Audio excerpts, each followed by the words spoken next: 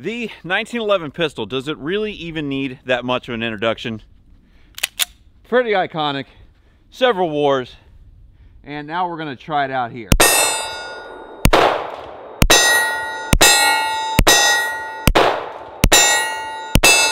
There's a lot to be said about this. It is a heavy gun. It's huge. Its tolerances aren't very tight, and so that lends it well to being extremely durable in the roughest of circumstances, as it has proven itself in combat time and time again. But this one we have today is not a Colt. It is a Rock Island. If you guys can see, that is a Rock Island GI mil-spec full frame 1911. The only thing that's different between it and your typical mil-spec one is the threaded barrel there for the suppressor. If you guys can see that, I've done a video on that before. And the last one that we tried this on was the PSA Dagger, and although it was able to function the entire time, it wasn't able to continuously repeat fire. So we're going to test this one in the same conditions, see how it holds up, see if this much bigger bullet with much more energy as far as what propels it is able to make this thing go even in the worst conditions that it has probably been in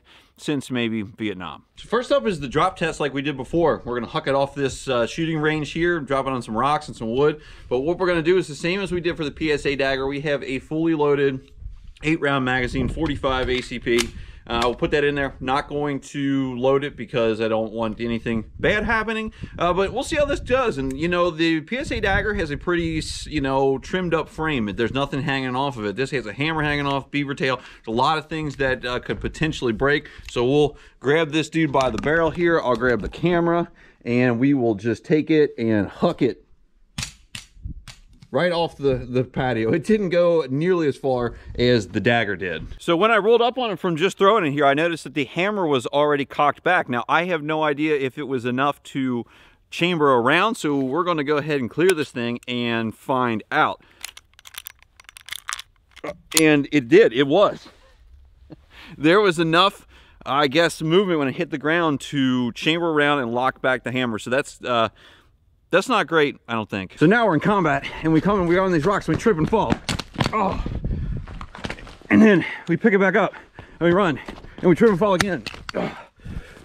And then we go up here to some cover. We go to some cover, and it falls in the wood. Is it still gonna work?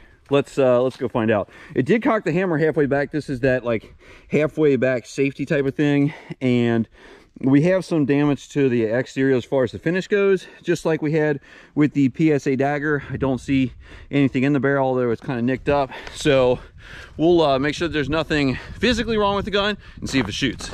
So we got everything cleaned up. Nothing is really out of whack. The sights took a little bit of damage. There's some, minor things on the finish. That hammer moves a lot if you drop it. And so, the one case when it got launched off the 6-foot, 8-foot ledge there, it did chamber around and lock the hammer back, so it was ready to fire. And then when we dropped it onto the rocks, it knocked back in that half safety position. But we got it around in there. The barrel is clear. We will see if it still operates correctly, and I assume that it will. No problems. Let's move on to the desert. We're going to make this in a ready to fire manner with the safety on, drop it in sand and see if it fires. I don't think that it's going to have any problem with this, and we'll see how it does with when we really submerge it in sand. So we'll drop it in the sand just like that. Even pick it up, and we're clumsy because we're not really well liked by the battalion. Drop it in there again, and we're just going to pick it up without dusting it off or anything. Flip the safety down and see if it fires. No problem. And I believe that it pretty easily reset itself. Yeah, loaded another round. So after that, let's see, get that round out of there. We will take it just like we did with the PSA Dagger, and it's already getting all sanded up there. Make this in a ready to fire criteria, or ready to fire. Safety's on. We'll take it just like we did with the Dagger. We'll put it in there, and then we will cover this thing with sand. Just get it all up in its business, like something you should never do to a firearm. We'll make sure that there's no sand in the barrel. Take it out of safe, which it's a little crunchy, and give it another one. No problem. Well, yes, there is too. It did not lock the battery all the way forward. So we'll just eject that one, and we're having a whole bunch of problems right now with that sand being in there. Things are not going well. So it really did not like its day at the beach, but we got it cleaned up. There are a lot of parts in a 1911. They always seem like they're so simple, but there really is a lot in here. I would think it's more than the Glocks or the PSA Daggers like we compared it to, and it took a lot more cleaning and just working through things to get this thing back into a firing condition. But I think that it's ready to go, so let's give it a shot. And you guys can probably see there's still sand and residue, so this is not just filmed at a different time. So it does seem to be feeding, and that was the main problem, was bullets coming up into the feed ramp and into the barrel. That seemed to be its major hang-up. Yeah, looks like it reloaded just fine. Yep. And so I think we're back on business. Let's go see how it does in the mud. So I'm sure that thousands of these have been dropped into cold, muddy roads like this all over the world, Europe, Korea, Vietnam, probably not too cold, but muddy, and have been expected to just be picked up and start firing again. So that's exactly what we're going to do. We're going to make this into a ready condition with the safety on, and then we are, well, with the sand on there, and then we're going to just drop it into this muddy puddle here, see if it works right away. Here we go.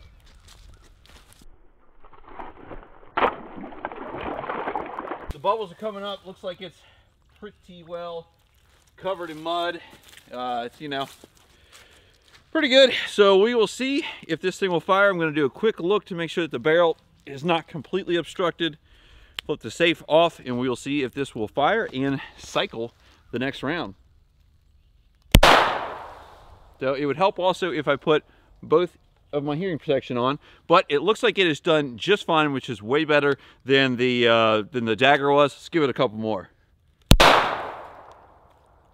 And let's see. For some reason it won't go. Let's see again.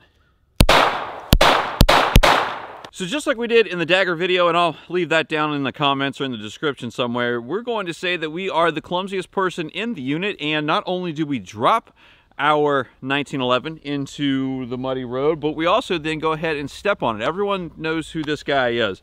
So we're gonna make it ready to fire and put the safety on like we did before. If it'll go, it's getting a little bit jammed up. I think there's still a bunch of sand in there. Give this a shot and see if it works any better than the Dagger does. You know, so far so good. This one is having a pretty good day. So we're walking along, drop it into the water there, and then we accidentally step on it. It's just filling up with water there. The bubbles are bubbling up, so you can tell that it's filling up. We pull it out of the mud. Barrel looks to be clear. And we'll see if it fires. Make sure that barrel is clear. Actually put my hearing protection on this time. You know, it's not looking great, but that's probably all just, you know, outside and not a big deal. So here we go.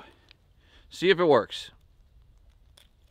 Oh, help if I took the safety off, which it does function. Looks to work. No problems. This didn't have any problems in the mud or water, and that's pretty cool. And I think that that's a testament to the 1911, the way it's built, and then the power of the cartridge. Although, right when I stopped firing, it had an issue where it didn't close the battery all the way. So let's see. Yep, if we just push it forward, it's ready to go. But overall, better than the PSA Dagger / Glock style of firearm. So far, so good today for the 1911. What I did was I did a very quick cleaning by simply taking the muzzle of this, busting it through some ice in a container that we have, and just running it underwater, as far as just like cycling it a bunch, running the trigger underwater and cleaning it out that way. And it seems to be functioning pretty fine. It's still a little bit gritty, as you may, you know, expect from being in sand and mud and stuff all day. But we just put a brand new magazine in it. Let's see if it will run with, you know, I didn't take it apart or anything. So just whatever the water was able to, you know, get out of the way. And it loaded just fine. Let's give it 8.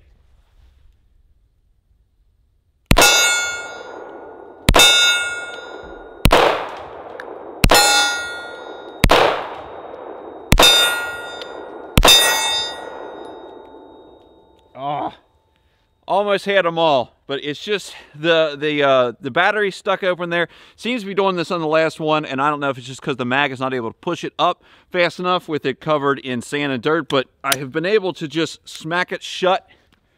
And for our last one, I think that was the last one. Let me see if we still have one more in there, or if it just didn't lock back. And that's what I thought. It must not have had the energy to lock back with all the crap in there. So overall, between the PSA Dagger, which is a Glock Gen 3 clone, and this gun, this 1911 made by Rock Island Armory, this one has done significantly better. It's not perfect, in which I wouldn't expect anything to be perfect after be put in the sand and you know, in the dirt and all that all day.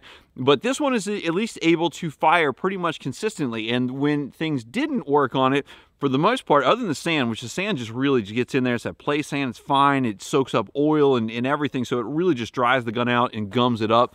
Other than that, we have been able to essentially just have battery failure to feed in the battery, pop the back of this thing, and continue to go. And I think that's a pretty solid testament to a firearm that was built, you know, in the early 1900s, that has been around for a while. And this one doesn't have, you know, too terribly many rounds, so probably just several hundred, versus the several thousand that some may have, that they get a little bit looser and probably could tolerate this even more.